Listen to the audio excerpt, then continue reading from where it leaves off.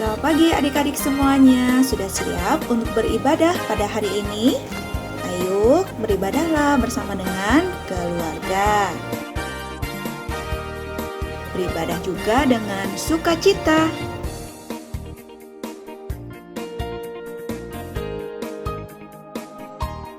Berdoa dengan sikap hormat.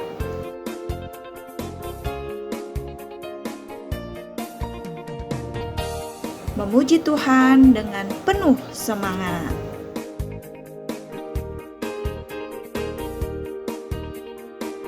Dan perhatikanlah firman Tuhan dengan baik, serta melakukannya di dalam kehidupan setiap hari. Selamat beribadah, Tuhan Yesus memberkati. Kak Julia, Kak Julia, Kak Julia. Apa? Kok kamu yang nongol sih? Wah, Kak Julia nggak ada. Nggak tahu di mana. Aku tuh Kenapa mau ngomong emang? sama Kak Julia. Kenapa emang? Kamu tahu nggak? Aku toh dengar dari temanku kalau Yesus tuh bukan Allah, tapi manusia biasa. Mana Kak Julia? Mana Kak Julia? Kak Julia. Kak Julia. Kak Julia. Halo, selamat pagi Linda. Selamat pagi. Lia. Kak Julia. Kak Julia, Kak Julia. Aku mau tanya. Ya, tanya apa Linda? Yesus tuh Allah bukan sih? Kok aku dengar dari temanku katanya cuma manusia biasa. Oh, terus Linda percaya? Gak tahu Kak. Oh, Makanya Linda bingung. nah ada ajaran ini, ada ajaran itu ya. Ajaran yang berbeda. Terus mana ya yang benar? Caranya tahu adalah kita harus semua kembali ke Alkitab. Oh gitu Kak. Iya, kalian pernah dengar di Matius bahwa ketika malaikat memberitahu Maria, Yesus akan lahir karena Roh Kudus. Jadi Maria mengandung dari Roh Kudus. Oh, Berarti Yesus adalah anak Allah. Nah, berarti Yesus tuh Tuhan. iya, jadi kita harus kembali semuanya kepada Alkitab. Ada ajaran itu, ada ajaran ini. Semua kita cari kebenarannya di mana? Alkitab. Benar. Yuk sekarang kita mau memuji Tuhan ya. Karena Tuhan Yesus yang adalah Allah mau datang ke dunia untuk kita. Karena kasihnya yang besar. Kita nyanyikan satu lagu. Karena begitu Allah cinta dunia.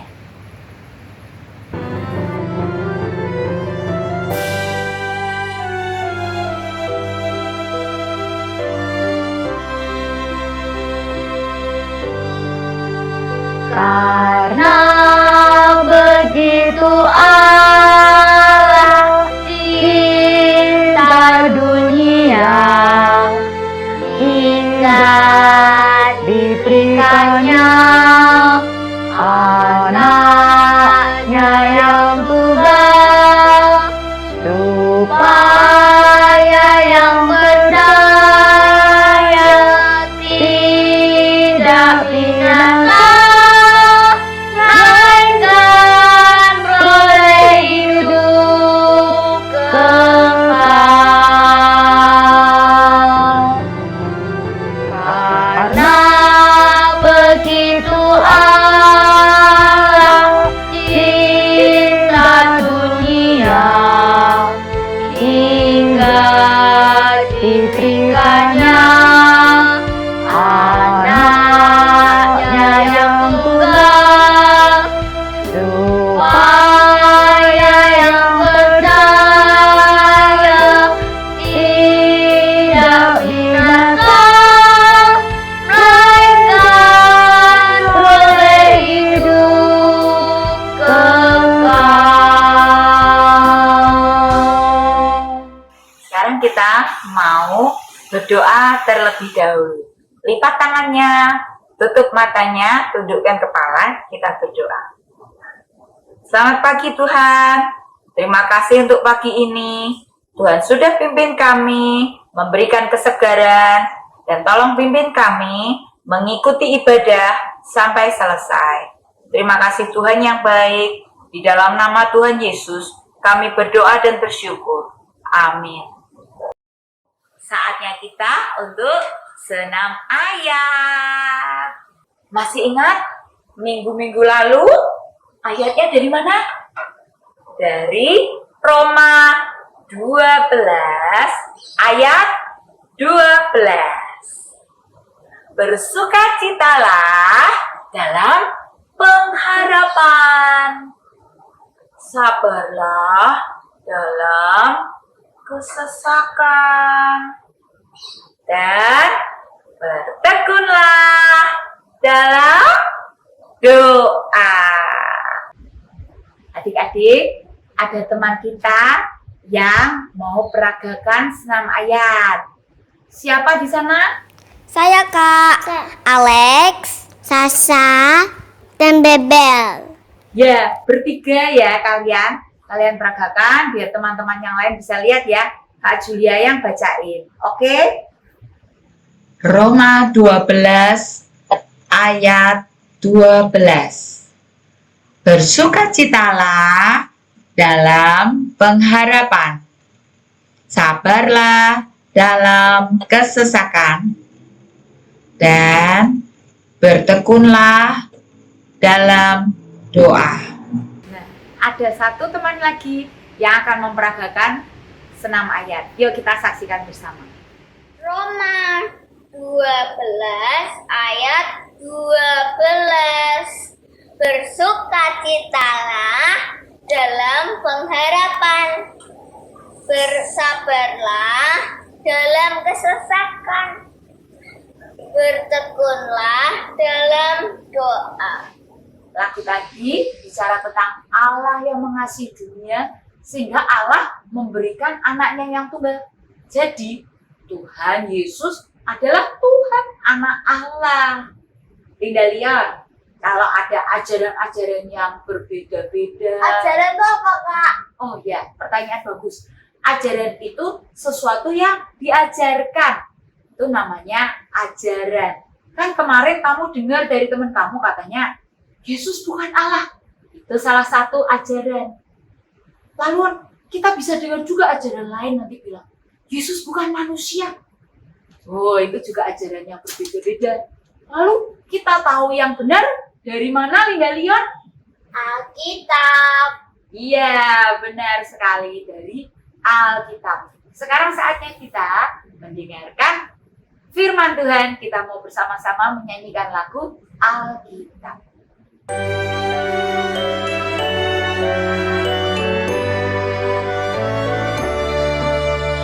Alkitab, Alkitab, bukunya Tuhan. Alkitab, Alkitab, buku kesayangan. Alkitab, Alkitab, bukunya Tuhan. Alkitab, Alkitab, buku kesayangan. Buku kesayangan. Alkitab, Alkitab, bukunya Tuhan. Alkitab, Alkitab, buku kesayangan. Alkitab, Alkitab, bukunya Tuhan. Alkitab, Alkitab, buku kesayangan. Buku kesayangan. Selamat pagi adik-adik sekalian. Sekarang tiba waktunya kita akan sama-sama untuk mendengarkan firman Tuhan. Mari kita akan mengawalinya dengan kita berdoa terlebih dahulu. Mari kita berdoa. Bapa di dalam surga, kami bersyukur pagi hari ini kami boleh bersama-sama mengikuti sekolah minggu.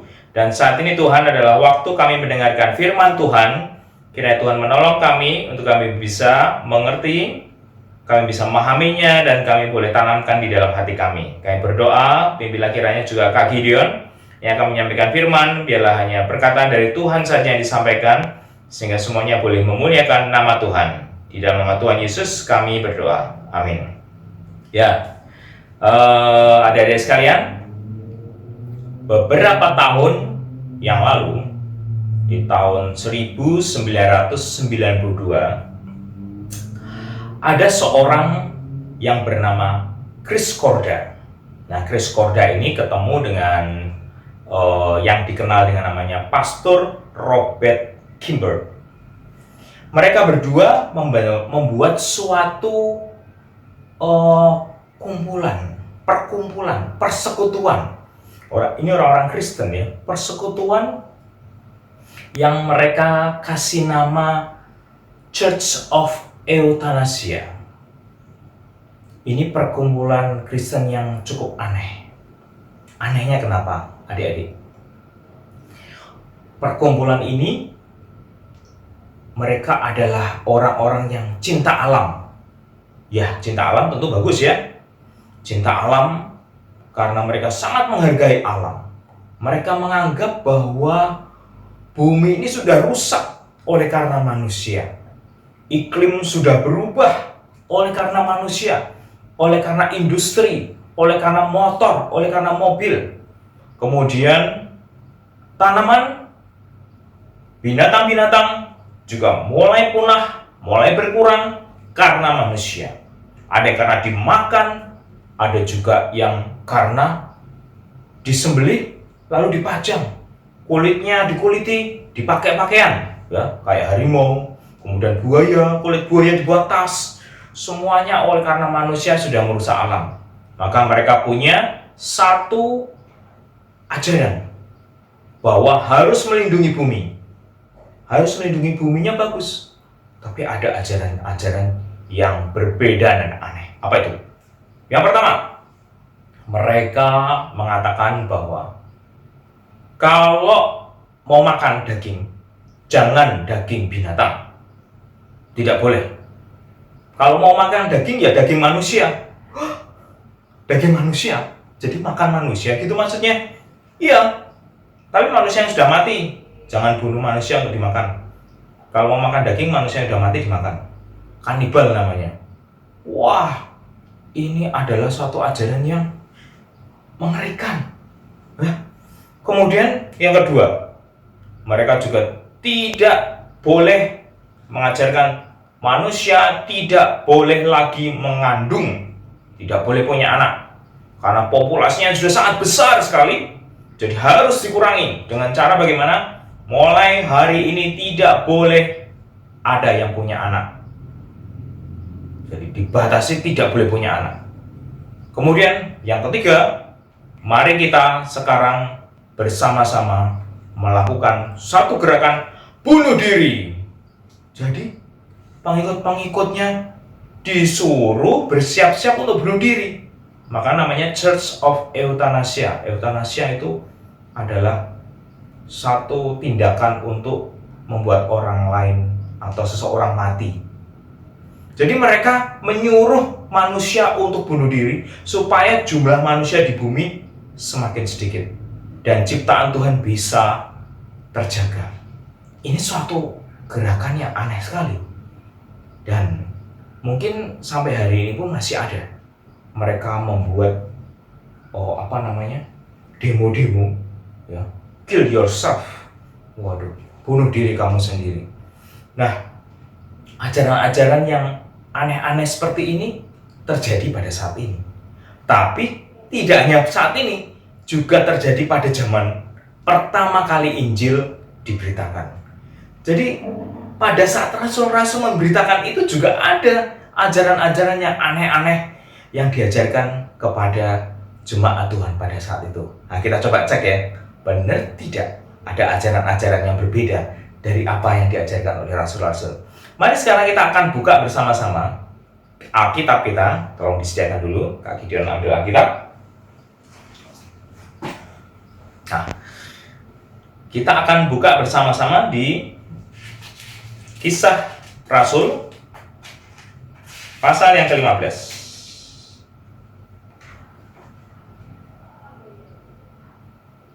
Ayat yang pertama kita akan baca bersama-sama ya. Kisah Rasul 15 ayat yang pertama. Ini adalah awal dari suatu masalah yang terjadi. Apa itu? Mari kita akan baca. Judulnya adalah Sidang di Yerusalem. Kisah para Rasul 15 ayat yang pertama. Beberapa orang datang dari Yudea ke Antiokhia dan mengajarkan kepada saudara-saudara di situ, jikalau kamu tidak disunat menurut adat istiadat yang diwariskan oleh Musa, kamu tidak dapat diselamatkan. Waduh, ini ada orang yang mengatakan kalau tidak disunat tidak bisa selamat. Orang seperti apa itu? Orang apa ini? Nah, ada di Antiokhia itu berisi orang-orang bukan Yahudi. Dia letaknya jauh dari Yerusalem, dari Yudea. Nah, orang-orang macam apa yang menyuruh orang-orang Antiokhia, jemaat di Antiokhia untuk disunat? Kira-kira orang apa? Orang Yahudi tentunya. Ingat, siapa yang pertama kali dimintai atau ditugasi atau diperintahkan untuk sunat? Apakah ada yang ingat? Zaman Perjanjian Lama, yaitu pada zaman Abraham. Abrahamlah yang pertama kali oleh Allah diperintahkan untuk sunat, dia dan seluruh keluarganya. Oleh karena apa? Sunat itu adalah suatu tanda perjanjian bahwa Allah sudah berjanji kepada Abraham untuk memberkati Abraham menjadi bangsa yang besar, dan melalui Abraham semua bangsa akan diberkati. Jadi sunat sebagai tanda perjanjian dari Allah. Oh, suatu hal yang bagus kan? Pertanda perjanjian dari Allah. Oleh karena itu, sunat sesuatu yang dipegang dengan sungguh-sungguh oleh orang Yahudi sampai dengan zaman Tuhan Yesus, yang berarti ratusan tahun kemudian, ribuan tahun kemudian, tetap dipegang bahwa sunat adalah hal yang penting. Nah, pada zaman Tuhan Yesus, tidak hanya sunat saja yang ditekankan pada saat itu, tapi juga Taurat yang diberikan Allah kepada Musa. Pada waktu Musa ada di Gunung Sinai, Allah menyampaikan ketetapan dan peraturannya macam-macam mengenai hari Sabat dan sebagainya. Nah, di sana juga dipegang erat oleh orang-orang Yahudi. Nah, kalau di zaman Tuhan Yesus kita ingat, golongan apakah yang sangat getol, yang sangat dengan erat memegang semua peraturan dan ketetapan dari hukum Taurat? Mereka adalah golongan orang Farisi, ya, ahli Taurat dan orang Farisi. Mereka adalah satu golongan yang benar-benar taat, benar-benar teliti. Taurat itu isinya apa? Sampai-sampai diterjemahkan ke beberapa hal yang sebetulnya tidak terlalu penting, ya. Nah, orang-orang Farisi inilah ternyata yang mengajarkan kepada jemaat di Antiokhia mengenai sunat itu. Nah, orang-orang Farisinya sudah percaya bahwa Tuhan Yesus adalah juru selamat atau belum? Ternyata orang-orang Farisi ini sudah ada beberapa yang bertobat dan mereka menerima Tuhan Yesus sebagai juru selamat, tapi dengan pikiran yang masih seperti dulu, yaitu apa? Mereka masih dengan setia dan taat mengikuti peraturan dari Taurat. Nah, bagi mereka, Tuhan Yesus adalah juru selamat. Puji Tuhan, tapi aku akan tetap taat dengan Taurat ini. Nah, ketika mereka melihat bahwa orang-orang non-Yahudi yang bukan Yahudi itu percaya kepada Tuhan, mereka berpikiran, kalau seandainya mereka menjadi umat Tuhan, berarti harus menjadi keturunannya Abraham. Berarti mereka harus disunat, sama seperti kita semua orang Yahudi. Maka mereka mengajarkan kepada jemaat di Antiokhia, kamu kalau mau selamat, kamu harus hidup benar, kamu harus disunat supaya menjadi umat Allah satu kesatuan dengan kami. Jemaat-jemaat di Antiokhia, mereka menjadi bingung. Wah, kok ada semangat segala? Apa ini ya? Lalu mereka kemudian bertanya kepada Paulus, ya, oleh karena mereka tidak mengerti ada peraturan sunat, ada peraturan apa. Akhirnya mereka kemudian menemui Paulus. Mereka bertanya, Pak Paulus, kemarin ada beberapa orang datang dari Yerusalem. Sepertinya mereka diperintahkan oleh rasul-rasul di sana untuk mengajar. Lalu kami diajar dan mereka mengatakan bahwa Yesus adalah juru selamat. Tetapi ada hal yang penting yang harus dilakukan oleh semua orang yang mengenal, yang ingin percaya pada Tuhan Yesus, yaitu mereka harus disunat. Jikalau tidak disunat, maka mereka tidak mendapatkan perjanjian dari Allah kepada Abraham nenek moyang kami. Jadi semua yang menjadi Kristen harus disunat. Gimana Pak Paulus? Kok ada yang bilang seperti itu? Wah, Pak Paulus dan Barnabas yang bersama dengan dia terkejut ya. Loh, kok ada seperti itu? Siapa yang mengatakannya? Iya Pak, itu adalah orang-orang dari Yerusalem yang datang ke sini kemarin. Wah, Paulus bilang ini tidak benar. Seperti tidak benar. Yesus satu-satunya juru selamat dan hanya kepada Yesus percaya saja, maka kamu akan selamat. Barnabas bilang, betul Pak. Jadi tidak perlu disunat. Tapi jemaat di Antiokhia, mereka bingung.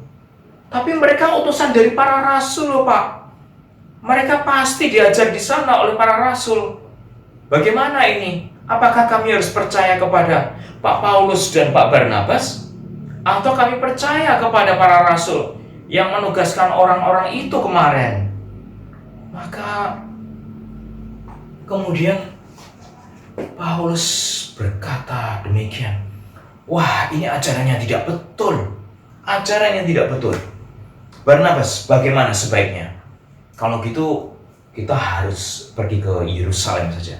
Kita akan bertanya kepada para rasul di sana, apakah benar mengirim orang ke sini, dan apakah benar mereka mengajarkan hal sunat itu kepada orang-orang.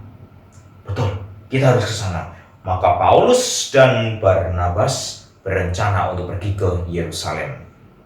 Nah, kemudian beberapa jemaat dari Antiokhia, Paulus bilang, harus ada perwakilan dari sini. Ayo, siapa yang akan ikut ke Yerusalem? Nanti supaya bisa mendengar secara langsung apa yang dikatakan oleh rasul-rasul di sana. Kalau seandainya itu adalah memang disampaikan di sana, kami akan meluruskannya. Beberapa jemaat, ya Pak Paulus, saya ikut. Wah, kebetulan saya free, saya bebas, sedang tidak bekerja, sedang libur. Oke, kamu ikut saya. Beberapa jemaat ikut Paulus dan Barnabas menuju ke Yerusalem. Nah, Pak Paulus dan Pak Barnabas ini berjalan melewati jalan darat, ya. Mereka, kalau kita lihat di dalam peta, mereka melewati Venesia dan juga Samaria. Meskipun perasaannya Pak Paulus dan Pak Barnabas ini sedang galau, ya. Paulus sedang memikirkan, masa sih rasul-rasul itu sampai memberikan satu ajaran seperti itu. Barnabas juga sama, nggak mungkin itu seperti itu, ya. Meskipun perasaan mereka sedang tidak enak, sedang galau, tapi ketika mereka sampai di satu tempat ke tempat lain, satu daerah ke daerah lain, mereka tidak lupa mewartakan Injil. Mereka melakukan penginjilan, bertemu dengan orang, dan mereka mengatakan bahwa, Pak, saya punya kabar baik. Kabar baik apa? Bapak dapat hadiah? Hadiah? Oh, bukan. Ini adalah berita mengenai keselamatan jiwa, Pak. Saya ini orang berdosa dan saya bersyukur karena ternyata Allah yang Maha Besar memberi keselamatan buat saya dengan cuma-cuma melalui satu orang. Siapa dia? Namanya Tuhan Yesus. Oh ya? Ayo ceritakan, apa itu? Nah, Paulus dan Barnabas selalu bercerita tentang Injil Tuhan. Kemana-mana mereka pergi, kemana-mana mereka berjalan, Mereka bertemu dengan orang dan mereka menyampaikan Injil Tuhan. Di Venesia, di Samaria juga bertemu dengan jemaat-jemaat yang sudah percaya kepada Tuhan. Paulus bertemu dengan mereka dan mereka bersuka cita oleh karena sharing kesaksian-kesaksian yang Paulus sampaikan. Nah, kemudian Paulus dan Barnabas berjalan terus sampailah mereka di Yerusalem. Di Yerusalem, mereka bertemu dengan jemaat Yerusalem dan juga rasul-rasul dan penatua-penatua yang ada di sana. Kemudian mereka bersama-sama berkumpul dan Paulus bercerita bagaimana Allah bekerja luar biasa melalui Pak Paulus ini dan Pak Barnabas ini menyampaikan firman Tuhan kepada jemaat-jemaat di Antiokhia dan di sekitarnya. Orang-orang non-Yahudi bersyukur karena ada mukjizat dan mereka menjadi percaya. Di tengah-tengah Paulus dan Barnabas bercerita, ada orang Farisi yang hadir di situ yang sudah jadi Kristen. Dia bilang, sebentar Pak Paulus, tadi berbicara mengenai orang-orang yang bukan Yahudi. Kami berpendapat bahwa mereka perlu disunat, Pak. Dan juga mereka harus melakukan peraturan-peraturan ketetapan yang Musa sudah berikan. Paulus dan Barnabas langsung mengerti ini dia yang jadi masalah di Antiokhia di antara jemaat. Paulus berkata, "Oh, saudaraku, bukan begitu. Sunat itu adalah suatu adat atau budaya. Meskipun itu didatangkan dari sejak zaman Abraham. Tapi sekarang ini sudah hal yang baru. Yesus Kristus yang adalah Tuhan sudah mati buat kita melalui kayu salib. Tidak perlu tambahan apa-apa lagi." Orang Farisi bilang, "Oh, tidak bisa. Sunat penting, juga peraturan dari Musa penting." Barnabas juga menambahkan, "Tidak demikian. Kalau sampai sunat penting, apa artinya pengorbanan dari Tuhan?" Wah, mereka berbicara dan melihat hal ini, semuanya melihat. Rasul-rasul bilang, "Oh, kalau begitu kita bersidang. Kita akan bicarakan ini masalah ini dengan baik supaya semuanya bisa mengerti dan kita putuskan mana yang terbaik." Lalu orang Farisi menyampaikan sunat itu penting. Itu adalah peninggalan yang menandakan bahwa kita ini sungguh-sungguh umat pilihan Tuhan. Itulah sunat. Sedangkan Paulus dan Barnabas tetap bersikukuh bahwa Allah yang sudah mengaruniakan anaknya yang tunggal yang mati buat kita itu sudah cukup. Tidak perlu ditambah lagi. Sunatkah atau melakukan sesuatu hal persembahan-persembahan yang lain? Hati yang terpenting. Paulus berkata demikian. Kemudian banyak sekali pendapat juga dari jemaat-jemaat yang lain. Akhirnya karena pembicaraan sangat panjang, Petrus kemudian dia berdiri dan dia berkata, "Saudara-saudaraku, mohon saya bicara. Kamu tahu bahwa sejak semula Allah memilih aku dari antara kamu, supaya dengan perantaraan mulutku, bangsa-bangsa lain mendengar berita Injil dan menjadi percaya." Pak Petrus mengingatkan bahwa melalui Petruslah pertama kali Injil diberitakan kepada orang non-Yahudi. Wah, kapan ya adik-adik? Masih ingat nggak? Yaitu pada kejadian Petrus bertemu dengan seorang yang bernama Cornelius. Dia adalah seorang kapten pasukan dari Italia. Dan pada saat itu Tuhan menyuruh Petrus menemui Cornelius. Tapi sebelumnya Tuhan memberikan suatu penglihatan. Ada binatang-binatang yang haram. Halal dan haram jadi satu. Lalu Tuhan menyuruh Petrus makan. Petrus bilang, "No, bukan. Ini haram Tuhan." Sampai 3 kali penglihatan itu ada. Dan Petrus tahu bahwa Tuhan memberi satu pelajaran baru mengenai haram dan halal. Mengenai Injil keselamatan. Apa yang halal itu bukan yang hanya terlihat seperti binatang-binatang itu, ya. Sesuatu yang baik yang masuk ke mulut tidaklah haram, tapi yang haram yang akhirnya membuat dosa adalah yang keluar dari mulut. Artinya apa? Perkataan kita, perkataan kotor, amarah dan sebagainya, itulah yang haram. Dan untuk bangsa lain, Injil juga diberikan. Mereka tidak haram, mereka tidaklah orang yang tersingkir yang tidak bisa menerima Injil, tapi bisa menerima. Artinya waktu itu Petrus bertemu dengan Pak Cornelius, dan Pak Cornelius diberitakan firman Tuhan, Injil Tuhan, dan ketika disampaikan, maka Pak Cornelius mendapatkan Roh Kudus. dia seperti para rasul pada waktu Pentakosta. Petrus melihat luar biasa, pekerjaan Tuhan tidak dibatasi dari Yahudi atau non-Yahudi, semua sama. Maka Petrus mengingatkan sidang pada saat itu bahwa aku adalah orang pertama yang diperintahkan untuk menginjili orang bukan Yahudi. Dan mereka mendapatkan bagian yang sama. Di dalam Kisah 15 ayat 6 sampai dengan 17, Petrus menyampaikan ini. Kalau demikian, mengapa kamu mau mencobai Allah dengan meletakkan pada tengkuk murid-murid itu suatu kuk yang tidak dapat dipikul, baik oleh nenek moyang kita maupun oleh kita sendiri. Sebaliknya kita percaya bahwa oleh kasih karunia Tuhan Yesus Kristus, kita beroleh keselamatan, sama seperti mereka juga.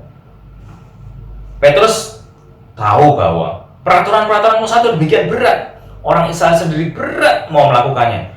Masa orang lain juga disuruh seperti itu? Kasih karunia Allah cukup. Semua diam. Setelah mereka diam, Paulus dan Barnabas mulai kembali cerita. Benar, puji Tuhan, kasih karunia Allah cukup buat orang-orang Yahudi maupun non-Yahudi. Tidak perlu ada sunat, semuanya dikasih Tuhan dan diselamatkan. Paulus dan Barnabas bercerita kembali bagaimana Tuhan memakai mereka dalam perjalanan-perjalanan mereka, menyelamatkan orang-orang non-Yahudi. Setelah Paulus dan Barnabas selesai bercerita, Yakobus kemudian berbicara. Hei saudara-saudara, dengarlah aku. Simon telah menceritakan bahwa sejak semula Allah menunjukkan rahmat-Nya kepada bangsa-bangsa lain, yaitu dengan memilih suatu umat dari antara mereka bagi namanya. Hal itu sesuai dengan ucapan para nabi yang tertulis. Yakobus bilang, ini sama, ini cocok dengan seperti yang nabi-nabi tulis ini. Supaya semua orang lain mencari Tuhan, dan segala bangsa yang tidak mengenal Allah yang kusebut milikku. Demikianlah firman Tuhan yang melakukan semuanya ini, yang telah diketahui dari sejak semula. Jadi memang semua bangsa itu dipanggil untuk menjadi milik Tuhan. Lalu Yakobus berpendapat begini, aku berpendapat bahwa kita tidak boleh menimbulkan kesulitan bagi mereka, bangsa-bangsa lain yang berbalik kepada Allah. Tetapi kita harus menulis surat kepada mereka, supaya mereka menjauhkan diri dari makanan yang telah dicemarkan berhala. Makanan yang sudah dipersembahkan kepada berhala tidak boleh dimakan, karena dengan demikian kita tidak menghormati Allah kita. Kemudian juga tidak boleh percabulan, tidak boleh. Kemudian daging binatang yang mati dicekik, dan dari darah tidak boleh dimakan. Sebab sejak zaman dahulu hukum Musa diberitakan di tiap-tiap kota. Sampai sekarang hal-hal ini masih dibacakan. Yakobus menyampaikan hal-hal yang penting saja yang diatur. Tidak perlu Taurat Musa secara keseluruhan, tapi yang penting makan dari berhala yang dipersembahkan kepada berhala tidak boleh.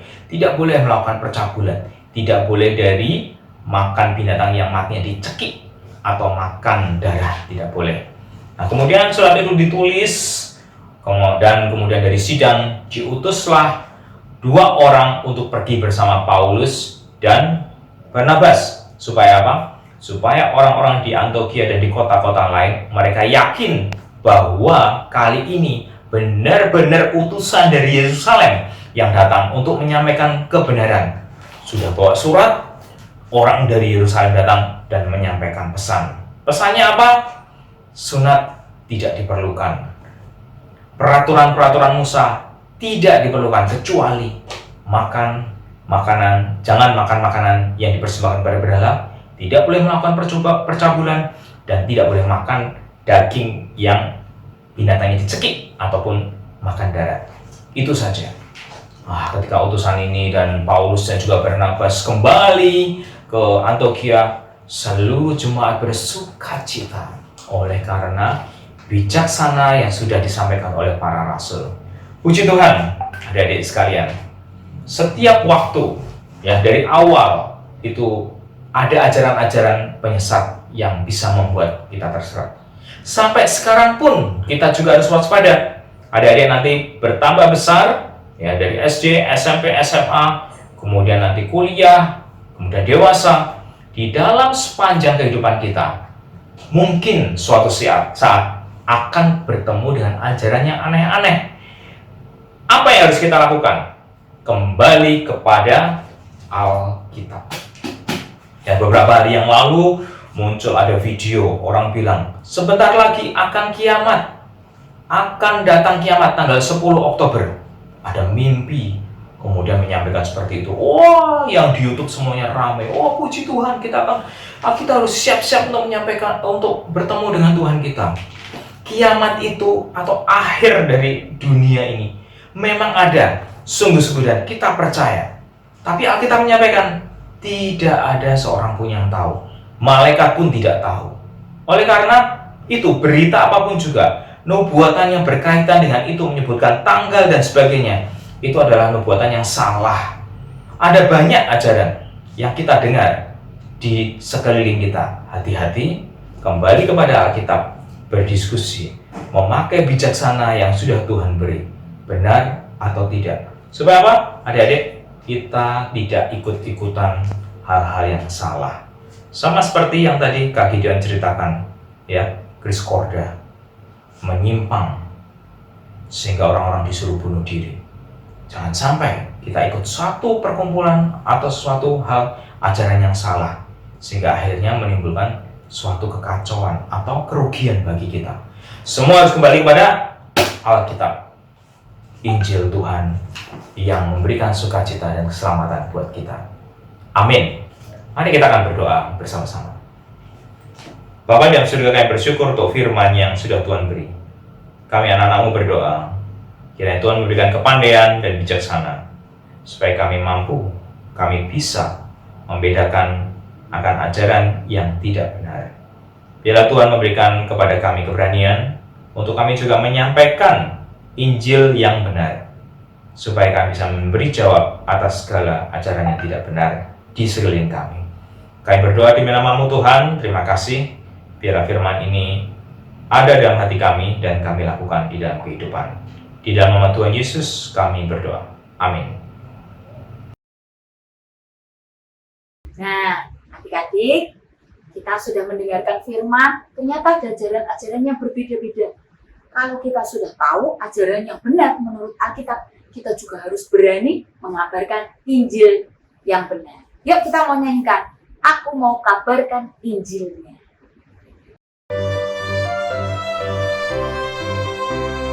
Aku ingin kabarkan Injilnya, kabarkan Injilnya, kabarkan Injilnya, agar kawan-kawanku semua datang kepadanya. Aku ingin kabarkan Injilnya, kabarkan Injilnya, kabarkan Injilnya, agar kawan-kawanku semua datang kepadanya. Aku ingin kabarkan Injilnya, kabarkan Injilnya, kabarkan Injilnya, agar kawan-kawanku semua datang kepadanya. Adik-adik, kita mau tutup ibadah kita, lipat tangan, tutup mata, tundukkan kepala, kita berdoa. Bapa yang di surga, terima kasih saat ini kami bersyukur, kami belajar bahwa mencari kebenaran melalui Alkitab. Kiranya Tuhan pimpin kami terus mencari kebenaran, terus belajar Alkitab, dan mau menceritakan apa yang benar di dalam Alkitab. Di dalam nama Tuhan Yesus kami berdoa dan bersyukur. Haleluya. Amin. Bapa, terima kasih. Bapa, terima kasih. Bapa di dalam surga, ku berterima